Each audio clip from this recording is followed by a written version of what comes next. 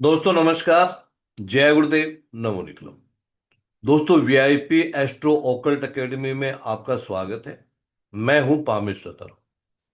आज के इस वीडियो में हम जानेंगे कि आपके जीवन में अगर आप आर्थिक परेशानियों से गुजर रहे हैं तो उसके क्या कारण हैं। जनरली ज्यादातर जो एस्ट्रोलॉजर हैं वो आपको क्या बताते हैं कि आपके हाथ में अगर ये साइन है तो आप करोड़पति हो सकते हो, आप अरबपति हो सकते हो, आप फाइनेंशियली मजबूत हो सकते हो। आपकी कुंडली में अगर ये योग है तो ये आपको आर्थिक रूप से मजबूत बनाता है।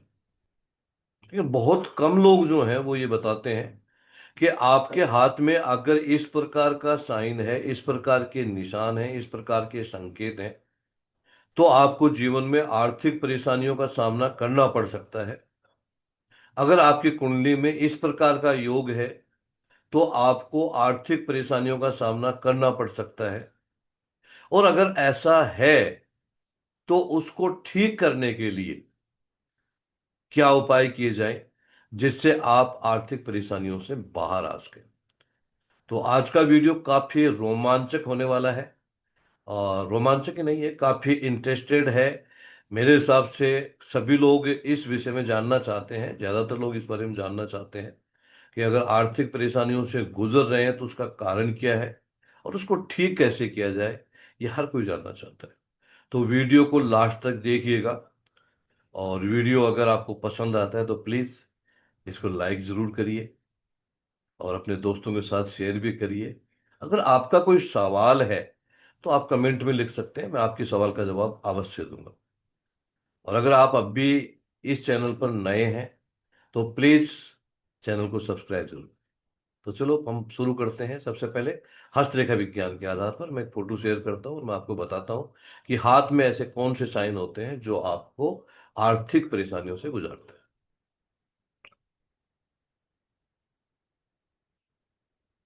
हैं। ये आप एक हाथ का फोटो देख पा रहे होंगे। सबसे पहली चीज जो हम सब लोगों को ध्यान रखनी चाहिए कि हस्तरेखा विज्ञान में हमें किन चीजों का ध्यान रखना चाहिए। देखो, हम चलो जीवन रेखा से शुरू करें उससे पहले मैं बताता हूँ हाथ का स्वभाव। अगर किसी भी जातक का हाथ है, आप यूं हाथ में लेकर के और चेक करते हैं, तो जैसे हाथ को आपने यूं हाथ में लिया और उसको दबा करके देखा, अगर हाथ का स्वभाव सख्त श्रेणी का है तो आपको जीवन में आर्थिक परेशानियों का सामना करना पड़ सकता है। या दूसरे शब्दों में मैं ये कहूं कि आप आर्थिक रूप से बेशक मजबूत हो, आप धन का उपयोग नहीं कर सकते, ये इस बात का भी संकेत होता है। दूसरा, हथेली का रंग। अगर हथेली का रंग पीला है, अगर हथेली का रंग बहुत ज्यादा नीला है, काला है या बहुत ज्यादा लाल है तो भी कहीं ना कहीं आर्थिक परेशानियों का सामना करवा सकता है। स्पेशली पीले में तो लगभग संभव है। दूसरी चीज, ये दो चीजें कॉमन हो गई। उसके बाद में जो अगली चीज है जिस पे हमें ध्यान देना चाहिए वो हम लोग आते हैं रेखाओं पे चलते हैं। रेखाओं में सबसे पहले जीवन रेखा ही होती है। तो हमारे हाथ में ये जो रेखा होती है इस रेखा को हम लोग जीवन रेखा बोलते हैं। ये रेखा, अगर ये रेखा आपकी टूटी फूटी है या इस रेखा में किसी भी प्रकार का कोई भी दोष अगर आपको नजर आ रहा है तो आपको जीवन में आर्थिक परेशानियों का सामना करना पड़ेगा, ये इस बात का संकेत है। इसके अलावा ये जो रेखा है जीवन रेखा, और ये जो क्षेत्र होता है ये वाला क्षेत्र, स्पेशली ये वाला, इसको बोलते हैं निम्न मंगल। अगर इधर से रेखाएं आकर के और इसको यूं काट रही हैं तो ये एक शुभ संकेत नहीं है। ऐसी स्थिति में जातक लंबे समय तक के दूसरों पे निर्भर रहेगा, या ये कहें कि उसके खुद के जो घर वाले हैं वो उसकी लाइफ में इंटरफेयर करते हैं और जिसकी वजह से वो लाइफ में ग्रोथ नहीं कर पाता, उसको आर्थिक परेशानियों का सामना करना पड़ता है। तो ये एक अच्छा संकेत नहीं होता है। अगर किसी भी जातक के हाथ में इस प्रकार का संकेत दिखाई दे रहा है तो हम इसको अच्छा नहीं मान सकते।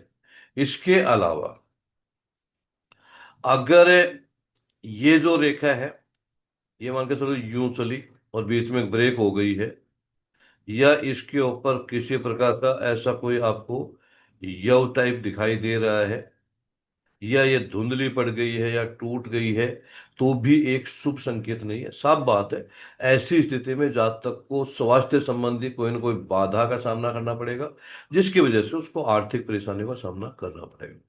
तो ये चीज है। दूसरी बात, भाग्य रेखा। भाग्य रेखा का आप सब लोगों को पता है कि एक बहुत बड़ा रोल होता है। तो भाग्य रेखा कहीं अगर मान के चलो कि जैसे हाथ में भाग्य रेखा है ही नहीं, तो आर्थिक परेशानियां कन्फर्म है। दूसरी बात कि भाग्य रेखा चौड़ी और फैली हुई अगर दिखाई दे रही है तो 100% आपको आर्थिक परेशानियों का सामना। जैसे मान के चलो ये हाथ है, अब इस हाथ के अंदर अगर भाग्य रेखा को देखें तो भाग्य रेखा दिखती है, लेकिन चौड़ी और फैली हुई है, तो ये एक शुभ संकेत नहीं माना जा सकता। ऐसी स्थिति में जातक को परेशानियों का सामना करना पड़ेगा। दूसरी बात, ये रेखा पर अगर यव है, यव कैसा होता है जैसे मैंने अभी आपको दिखाया था, इस प्रकार का साइन, इसको यव बोलते हैं। तो ये अच्छा संकेत नहीं है। अगर इसको कोई रेखा यूं काट के जा रही है तो इसको राहु रेखा का काटना बोलते हैं। तो ये आपको आर्थिक परेशानियों का सामना करवा रहे हैं। अगर इसकी मोटाई में बदलाव हो रहा है, जैसे मान के चलो कि ये रेखा ऐसी बाल जैसी दिखाई दे रही है, तो ये शुभ संकेत नहीं है। या ये रेखा ऐसे चौड़ी और फैली हुई दिखाई दे रही है, तो भी शुभ संकेत नहीं है। ऐसी स्थिति में भी जातक को आर्थिक परेशानियों का सामना करना पड़ेगा, ये इस बात का संकेत है। इसके अलावा कुछ और संकेत हैं जो आप इंपॉर्टेंट है, वो आपको ध्यान रखने की आवश्यकता है। ये हमारी जो रेखा होती है, इस रेखा को हम लोग बोलते हैं हृदय रेखा।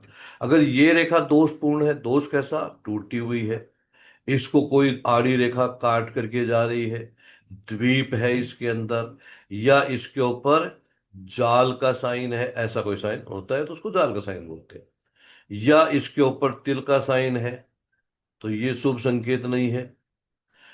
या इसके ऊपर आपको यव दिखाई दे रहा है, तो ये एक शुभ संकेत नहीं है।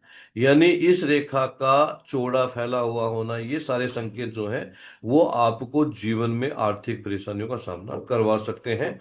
तो यहाँ पर भी हमारे को सतर्कता बरतने की आवश्यकता है, विशेष तौर पे ध्यान रखने की आवश्यकता होती है। इसके अलावा कुछ और साइन है। ये जो क्षेत्र होता है, मतलब विशेष तौर पे ध्यान रखने की बात है, ये जो क्षेत्र होता है, ये क्षेत्र आपका शनि का क्षेत्र कहलाता है। और कोई रेखा कहीं से भी चल करके जो शनि पे जा रही है, उसी को ही हम लोग भाग्य रेखा कहते हैं या धन की रेखा कहते हैं। तो अगर शनि पे क्रॉस का साइन है तो शुभ नहीं है। अगर शनि के ऊपर जाल का साइन है, तो भी आपको जीवन में आर्थिक परेशानियों का सामना करवाएगा। तो ये भी एक शुभ संकेत नहीं होता है। अगर इस प्रकार का साइन दिखाई दे रहा है तो आपको जीवन में आर्थिक परेशानियों का सामना करवाएगा। दूसरी चीज, अगर आपको सूर्य पर्वत पे क्रॉस का साइन है, जाल का साइन है, तो शुभ नहीं है। अगर आपका बुध क्षेत्र कमजोर है, ये क्षेत्र अगर दबा हुआ है, तो आपको जीवन में आर्थिक परेशानियों का सामना करना पड़ सकता है। अगर आपका ये क्षेत्र कमजोर है तो भी आपको आर्थिक परेशानियों का सामना करना पड़ सकता है। ये जो क्षेत्र है ये चंद्रमा कहलाता है। अगर चंद्रमा आपका अच्छा नहीं है, ये शुभ नहीं है, ये दबा हुआ है, या इस पर कोई क्रॉस है या कोई जाल का साइन है, तो भी आपको जीवन में परेशानियों का सामना करवाएगा। इसके अलावा अगर आपका अंगूठा छोटा है, मोटा है, पतला है, तो भी आपको जीवन में आर्थिक परेशानियों का सामना करना पड़ सकता है। सबसे ज्यादा भयानक एक संकेत जो विशेष तौर पे ध्यान रखने की आवश्यकता है, वो है ये क्षेत्र। हम इस क्षेत्र को बोलते हैं शुक्र ग्रह। ये शुक्र पर्वत कहलाता है। तो शुक्र पर्वत अगर आपका बहुत ज्यादा उभरा हुआ है, बहुत ज्यादा उठा हुआ है, तो आप फिजूल खर्ची करने वाले शख्स होंगे। आप बिना कारण के पैसे खर्च करेंगे, दिखावे के लिए पैसे खर्च करेंगे। आपके पास पैसे नहीं है फिर भी आप कर्जा उठा करके आप खर्चा करेंगे। तो ऐसी स्थिति में भी आपको आर्थिक परेशानियों का सामना करना पड़ेगा। ये भी एक शुभ संकेत हम लोग नहीं मान के चलते। तो यहां पर भी इसको भी विशेष तौर पे ध्यान रखने की आवश्यकता है। इसके अलावा अगर कुंडली की बात करें तो कुंडली में भी कुछ विशेष धन के योग बनते हैं, और हम उनके बारे में बात कर लेते हैं। तो मैं चलो एक कुंडली का भी आपको बता देता हूँ कि कुंडली में कैसे देखें। कुंडली में जो विशेष तौर पे ध्यान रखने वाली चीज है, हमारे को एक तो हमारा ये सेकंड हाउस होता है। तो ये सेकंड हाउस जो है, ये वाला, ये दूसरा घर होता है। एक मिनट में दूसरा बोल लेता हूँ। ये हमारा दूसरा हाउस है। तो सेकंड हाउस में अगर राहु है, शनि है, या इनकी दृष्टि है, तो आदमी को जीवन में आर्थिक परेशानी का सामना करना पड़ता है। यानी पैसा आता है लेकिन पैसा टिकता नहीं है, पैसा खर्च हो जाता है, सेविंग नहीं कर पाता इंसान। ये सबसे बड़ी प्रॉब्लम इन लोगों के साथ में चलती है। इसके अलावा 11वां भाव अगर पीड़ित है, तो भी जातक को जीवन में आर्थिक परेशानियों का सामना करना पड़ता है। ये एक शुभ संकेत नहीं है। इसके अलावा अगर आपके सभी ग्रह केवल राहु और केतु के बीच में फंस गए हैं, तो उसको काल सर्प दोष बोलते हैं। तो काल सर्प दोष अगर आपकी कुंडली में है, तो भी आपको जीवन में आर्थिक परेशानियों का सामना करना पड़ेगा। और अगर आपकी कुंडली में पितृ दोष है, तो भी आपको आर्थिक परेशानियों का सामना करना पड़ेगा। तो यहां पर भी आपको विशेष तौर पे इन चीजों का ध्यान रखने की आवश्यकता होती है। ये परेशानियां हैं अगर ऐसा योग आपके उसमें दिखाई दे रहा है।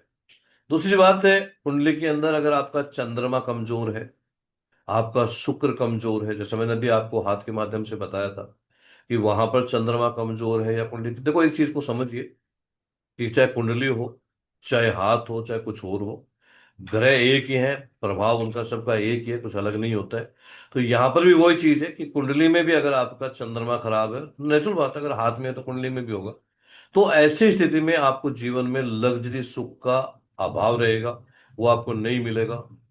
और कई बार कुंडली में धन के योग नहीं बनते हैं, तो उसका मतलब आपकी भाग्य रेखा टूटी फूटी होगी, सूर्य रेखा टूटी फूटी होगी, वहां वो परेशानियों का सामना करवाएगा।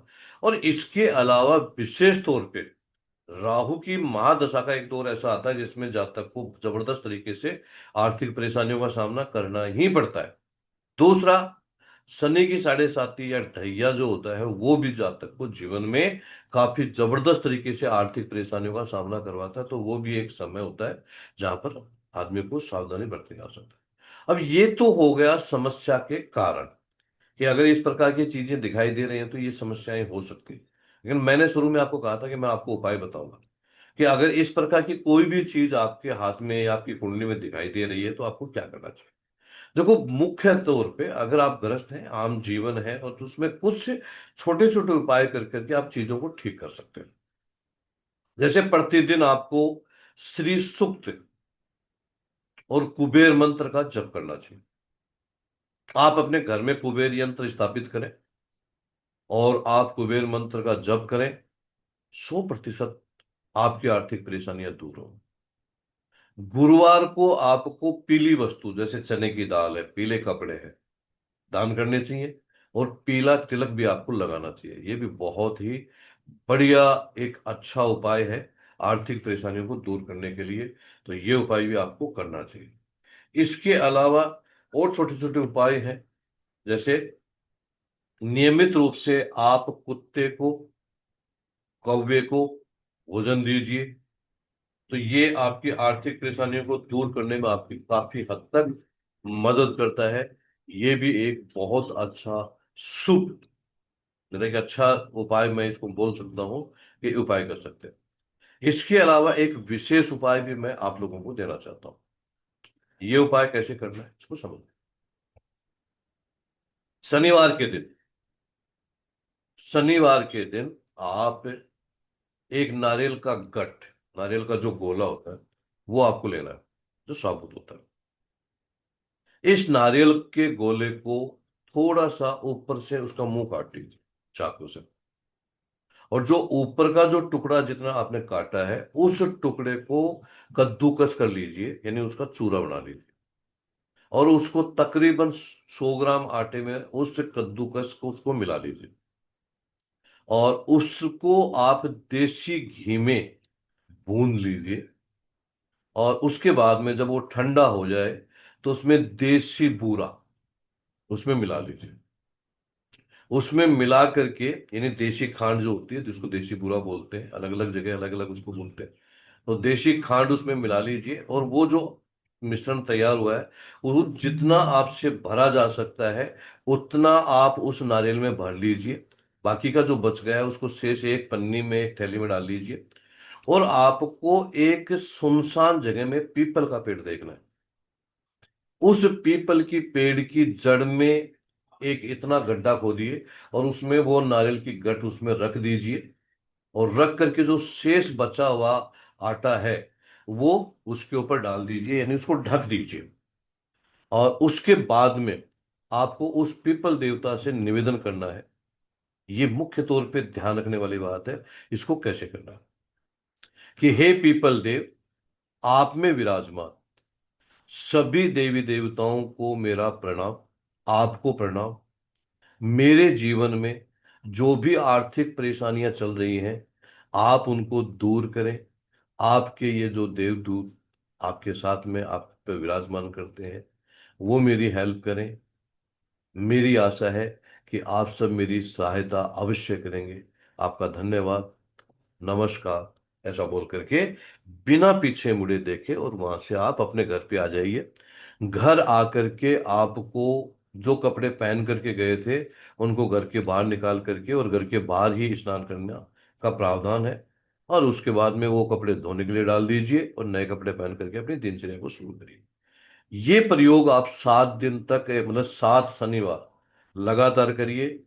मैंने काफी लोगों को ये उपाय दिया है और जिसने भी ये उपाय ईमानदारी से किया उसको 100% फायदा हुआ। आपको भी फायदा होगा। तो आशा है आज का ये वीडियो आपको जरूर पसंद आएगा। और ऐसी मेरी ये आशा नहीं, मेरा विश्वास है। और अगर वीडियो पसंद आया है तो प्लीज लाइक जरूर कर दीजिए। धन्यवाद, नमस्कार, जय गुरुदेव, नमो।